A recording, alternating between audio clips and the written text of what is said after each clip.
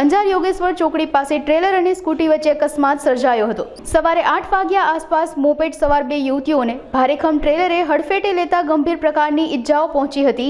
અકસ્માતના પગલે સ્થળ પર લોકોની ભીડ જમા થઈ ગઈ હતી તેમજ મોટી સંખ્યામાં વાહનો એકઠા થઈ ગયા હતા તેમજ સ્થાનિકોમાં ભારે રોષ જોવા મળ્યો હતો।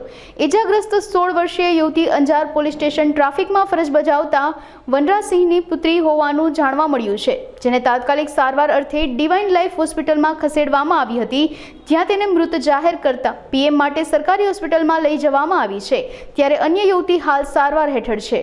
આપણે જોઈએ છીએ કે જ્યારે કલેક્ટર શ્રી અહીંયા નોટિફિકેશન ઇસ્યુ કર્યું છે, બરાબર, એ આજ નહીં, આજથી 3 વર્ષ પહેલા અહીંયા છાસવારે અકસ્માત થાય છે, અકસ્માતોમાં લોકો મૃત્યુ પામે છે। એ વસ્તુઓને ધ્યાને લઈ અને જ્યારે કલેક્ટર શ્રી નોટિફિકેશન ઇસ્યુ કરતા હોય તો અહીંયાનું તંત્ર, પોલીસ પ્રશાસન, મામલતદાર શ્રી શા માટે એના ઉપરી અધિકારીના નોટિફિકેશનને ઘોરીને પી જઈએ?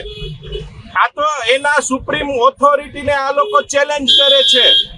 તો એ સુપ્રીમ ઓથોરિટી પાસે પાવર છે કે આ બરાબર હપ્તામાં રાજતા તંત્ર પાસે પાવર છે? ઈ જવાબ હવે કલેક્ટર શ્રીએ આપવાનો રહેશે।